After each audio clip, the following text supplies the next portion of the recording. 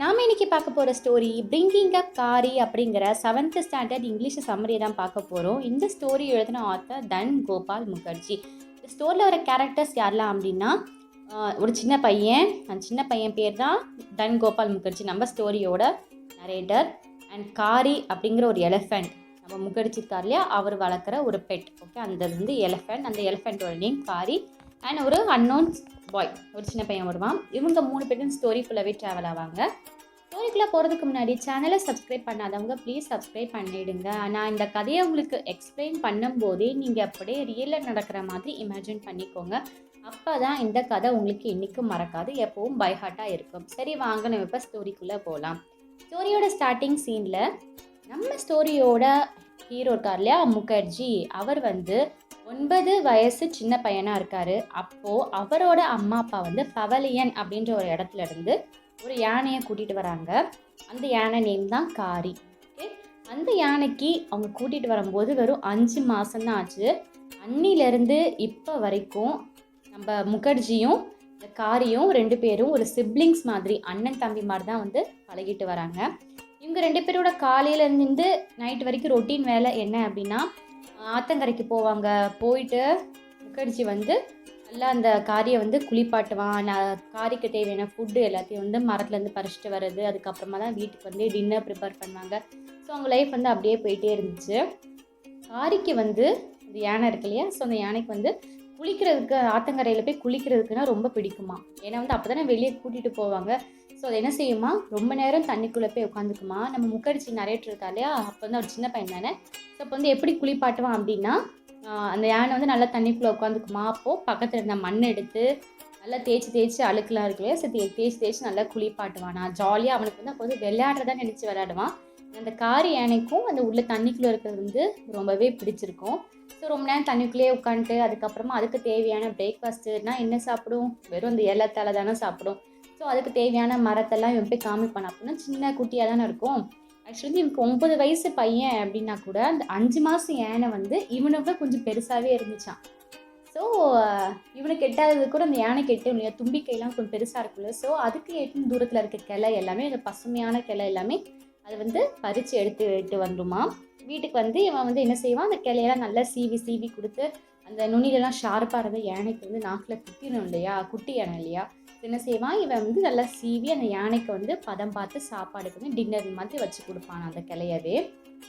So இந்த daily routine இப்படி தான் போயிடுச்சு. 2 பேரும் அவ்வளோ க்ளோஸ் ஃப்ரெண்ட்ஸாக இருந்தாங்களாம். வெளியே போனால் எல்லாம் ஒன்றா தான் போவாங்களாம். அந்த மாதிரிலாம் வந்து கொஞ்சம் ஞாபகம் இருக்க இன்சிடென்ட் எல்லாமே வந்து இந்த ஸ்டோரியில் வந்து ஃபுல் இப்படி சொல்லியிருப்பாங்க. அதே மாதிரி தான் ஒரு நாள் என்ன ஆச்சு அப்படின்னா, இவன் தூரத்துலேருந்து பார்த்துட்டே இருக்கானா. இவன் வந்து இந்த யானைக்கு வந்து இந்த சாப்பாடு கிளையெல்லாம் பறிக்க போவான்ல, அப்படி பறிக்கிறதுக்கு நம்ம நரேட்டர் முகர்ஜி வந்து போயிருக்கான். போகும்போது யானைக்கு வந்து ரொம்ப பயப்படுற மாதிரி ஒரு சத்தம் வந்து போட்டு ரொம்ப கிளறிச்சான். முகர்ஜி என்ன செஞ்சானா, நம்ம யானைக்கு தான் ஏதோ பாதிப்பு வரப்போகுது, நம்ம யானை ஏதோ பண்ணுறாங்க அப்படின்ட்டு அவ்வளோ வேகம் ஓடுறான். யானை வந்து குளிச்சுட்டு இருக்குன்னு நினச்சிருக்கான். ஸோ இவன் வந்து ரொம்ப அந்த யானை வந்து ரொம்ப பிளறினோடனே பயந்து மரத்து மேலேருந்து கீழே இறங்கி ஓடி போய் பார்க்குறான். அப்போது யானை தண்ணிக்குள்ளே தான் நின்றுட்டுருக்கு, பட் எதுக்கோ சத்தம் போட்டுட்ருக்கு அப்படின்னு தெரியுது. இவனுக்கு என்ன நடக்குதுன்னு புரியல. அப்புறம் தான் கொஞ்சம் டீப்பாக பார்க்குறான். கீழே வந்து தண்ணியில் வந்து ஒரு சின்ன பையன் வந்து தத்தளிச்சிருக்கான். முகர்ஜிக்கு வந்து என்ன செய்யணும்னு தெரில. போயிட்டு பக்கத்தில் போய் நின்னோடனே குதிச்சிடறான். அந்த பையனை காப்பாற்றுறதுக்கு நம்ம முகர்ஜியும் வந்து குதிச்சிடுறான். குதிச்சிட்ட பிறகு அந்த பையனை வந்து ஹோல்ட் பண்ணிட்டான். பட் அந்த தண்ணியில் வந்து ரொம்ப தண்ணி கொஞ்சம் வேகமாக வர ஸ்டார்ட் ஆகுது. ஸோ முகர்ஜிக்கு ரொம்ப நீந்த முடியல. தண்ணியாக இருந்தாவே கொஞ்சம் கஷ்டம்தான், சின்ன பையன் தானே, 9 வயசு தான் ஆகுது. இவன் வந்து இன்னொரு பையனையும் வந்து கையில் வந்து ஹோல்ட் பண்ணி வச்சுருக்கான் இல்லையா. ஸோ அவனுக்கு நீந்துறதுக்கு ரொம்ப கஷ்டமாக இருந்துச்சு. அப்போது நம்ம காரி எலிஃபெண்ட் என்ன செஞ்சிச்சுன்னா, முகர்ஜிக்கு இன்னும் ஞாபகம் இருக்கான், அப்படி தான் வந்து எக்ஸ்பிளைன் பண்ணியிருப்பாங்க. அவனோட கழுத்தில் ஏதோ கயிறு மாதிரி ஏதோ ஒன்று இறுகிச்சு அப்படின்னு சொல்லிட்டு சொல்கிறாங்க. பட் வெளியே வந்த பிறகு தான் தெரியும், ஆக்சுவலி வந்து காரி எலிஃபெண்ட்டு தான். இவங்க 2 பேரையும் காப்பாற்றுறதுக்கு அதோட தும்பிக்கை பெருசாக இருக்கும் இல்லையா, ஸோ அதை வந்து முகர்ஜியோட கழுத்தில் அப்படி சுற்றி வெளியே வந்து 2 பேரையும் சேவ் பண்ணிடுச்சு. அதுதான் நம்ம முகர்ஜிக்கு கயிறு ஏதோ சுற்றுற மாதிரி தெரிஞ்சிச்சு அப்படின்னு ஃபீல் பண்ணி எழுதியிருக்காங்க. அந்த நிமிஷமே முகர்ஜிக்கு வந்து ரொம்ப இதாக இருந்துச்சான். நம்ம காரி வந்து 2 உயிரை காப்பாற்றிருக்கு, நம்மளையும் இந்த பையனையும் காப்பாற்றிருக்கு அப்படின்னு வீட்டிலலாம் வந்து ரொம்ப பெருமையாக சொன்னானா. ஸோ இது ஒரு இன்சிடெண்ட் வந்து ஞாபகம் இருக்குது அப்படின்னு எழுதியிருக்காங்க. அண்ட் இன்னொரு இன்சிடெண்ட் வந்து என்ன அப்படின்னா, நம்ம காரி யானை வந்து ரொம்பவே என்னதான் ஒரு பிரில்லியன்ட் யானை இருந்தாலும் கொஞ்சம் சுட்டித்தனம் ரொம்பவே இருக்கும். நம்ம குழந்தைங்களாம் ரொம்ப சேட்டை பண்ணுவாங்க இல்லையா? இந்த திருடி சாப்பிட்ருவாங்க, பிடிச்ச பொருள் பிஸ்கெட்டு, சாக்லேட் ஏதாவது இருந்தா. ஸோ அதே மாதிரி தான் இந்த யானை என்ன செஞ்சுச்சான், திருடி சாப்பிட்டுட்டே இருந்துச்சான். இந்த யானைக்கு வந்து ஒரு நாள் யாரோ பனானா குடுத்துருக்காங்க, வாழைப்பழம். அன்னிலேருந்து இந்த பனானாவோட ஃப்ளேவர் வந்து யானைக்கு ரொம்ப பிடிச்சு போச்சாம். நம்ம முகர்ஜியோட வீட்டில் என்ன செய்வாங்கன்னா, டைனிங் டேபிளில் ஃப்ரூட்ஸ் எல்லாமே வச்சுருந்தாச்சு அப்படின்னா, இந்த பனானாஸ் மட்டும் காணாம போயிருமா. அங்கே வீட்டில் இருக்க அம்மா அப்பா என்ன செய்வாங்க அப்படின்னா, நம்ம வீட்டில் வேலை பார்க்குறாங்களா சர்வெண்ட், அவங்க மேலே வந்து சந்தேகப்பட்டாங்களாம். இவங்க தான் எடுத்துகிட்டு போயிருக்கணும் அப்படின்ட்டு. பட் விசாரித்து பார்க்கும்போது சர்வெண்ட் இல்லைன்னு தெரிஞ்சுதான். அதுக்கப்புறம் அவங்க அம்மா அப்பாவோட டைவர்ஷன் ஆட்டோமேட்டிக்காக எங்கே போகும், முகர்ஜி மேலே தான் போகும். உடனே அப்போ சர்வெண்ட் இல்லைன்னா இவன் தான் எடுத்துருக்கணும்னு எனக்கு தெரியும், இவன் தான் கண்டிப்பாக எடுத்திருப்பான் அப்படின்ட்டுன்னு எல்லா பழியும் முகர்ஜி மேலே விழுந்துருச்சான். பட் யாருமே வந்து காரி யானையை வந்து கண்டுபிடிக்கவே இல்லையா, அதான் எடுத்துச்சு அப்படின்ட்டுன்னு. யாரும் யோசிக்க மாட்டாங்க இல்லையா, அதுதான் சாப்பிடுது அப்படின்ட்டுன்னு. அதுக்கப்புறமா அப்படியே போயிட்டே இருந்தோம்னா, அதுக்கப்புறமா ஒரு நாள் தான் இவன் யோசிச்சு பார்த்தானா, டேபிள் டைனிங் டேபிள் பக்கத்தில் உட்காந்துட்டு டெய்லி பனானாஸ் காணாமல் போகுது, சர்வெண்ட்டும் எடுக்கல, நம்ம எடுக்கல, அப்போ எப்படி தான் காணாமல் போகுது அப்படின்ட்டுன்னு கொஞ்சம் அதுக்கப்புறம் பார்த்தா தொழிலாம் கொஞ்சம் கீழே கிடந்துச்சான். ஒரு நாள் அதை ஃபாலோ பண்ணியே போகும்போது ஒரு பிக் விண்டோ இருக்குது டைனிங் டேபிள் பின்னாடி. அந்த விண்டோ பின்னாடி தான் தொழி வந்து போச்சான். இந்த காலடி தடம் தெரியுமில்ல யானையோடது. ஸோ பிசு பிசுன்னு ஒரு மாதிரி காலடி தடமாக தெரிஞ்சிச்சு.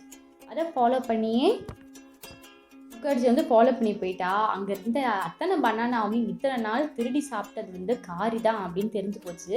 இவன் ஒன்று என்ன செய்கிறான் அப்படின்னா, நம்ம குழந்தைங்க தப்பு பண்ணால் வார்ன் பண்ணுவோம்ல, இப்படி பண்ணக்கூடாது தப்புன்ட்டுன்னு. ஸோ இவனும் அந்த மாதிரி அந்த யானைக்கு வந்து ரொம்ப தப்பு, நீ பண்ண தப்பு, அப்படி பண்ணக்கூடாது அப்படின்னு புரிய வைக்கிறதுக்கு ரொம்ப ட்ரை பண்ணுறான். இந்த இன்சிடெண்ட் வந்து முகர்ஜிக்கு ரொம்பவே நல்ல ஞாபகம் இருக்குது அப்படின்னு நரேட் பண்ணி எழுதியிருக்காங்க. அண்ட் இவங்க வந்து வளர்ந்த ஒரு சுச்சுவேஷனில் வந்து அந்த யானைக்கு வந்து ட்ரைனிங் பண்ணுறது மாஸ்டர் கால் அப்படின்னு சொல்லுவாங்க. அதுதான் ரொம்பவே கஷ்டமாக இருந்துச்சு அப்படின்னு சொல்கிறாங்க. ஏன்னா ஒரு சில சைக்கிள் இப்போ நம்ம குழந்தைன்னு சொல்லியாச்சு இல்லையா, ஏன்னா 5 மாதம் குழந்தைய தான் காரி வந்திருக்கு. ஒரு குழந்தைக்கு எப்படி உட்காரணும், எழுந்திருக்கணும், நடக்கணும், ஓடணும் அப்படின்னு படிப்படியாக சொல்லிக் கொடுக்கணும் இல்லையா. ஸோ நம்ம நரேட்டர் முகர்ஜியும் அந்த காரி யானைக்கு அதே மாதிரி தான், ஒரு குழந்தை மாதிரி தான். எந்த இடத்துல ஸ்லோவாக நடக்கணும், எந்த இடத்துல உட்காரணும், எந்த இடத்துல நடக்கணும், ஓடணும், அந்த மாதிரிலாம் ஃபுல்லாக ஒவ்வொரு விஷயம் ஒவ்வொரு செய்கையில் வந்து சொல்லி தான் கொடுத்துருப்பாங்க. ஆக்சுவலாக இந்த யானைங்களுக்கு வந்து கம்யூனிகேட் பண்ணுறதுக்கே ஒரு சில வார்த்தைகள், ஒரு சயின்ஸ் எல்லாமே இருக்குது. ஸோ இந்த நம்ம ஆத்தர் வந்து என்ன செய்வாங்க அப்படின்னா, டட் அப்படின்னு சொல்லிட்டு யானையோட காதை வந்து கீழே பிடிச்சி இழுப்பாங்க. அப்படி இழுக்கும்போது யானை வந்து உட்காருமா. ஸோ அப்படின்னா டட் அப்படின்னு சொல்லிட்டு காதை பிடிச்சி இழுத்தா உட்காரணும் அர்த்தம் அப்படின்னு அந்த யானை வந்து ட்ரெயின் பண்ணிடுச்சு. ஸோ அப்படின்னு பண்ணால் இந்த யானை வந்து கரெக்டாக உட்காருமா. அண்ட் அப்புறம் வந்து மாலி அப்படின்னு சொன்னால் எழுந்திரிச்சு நடக்க ஆரம்பிக்குமா.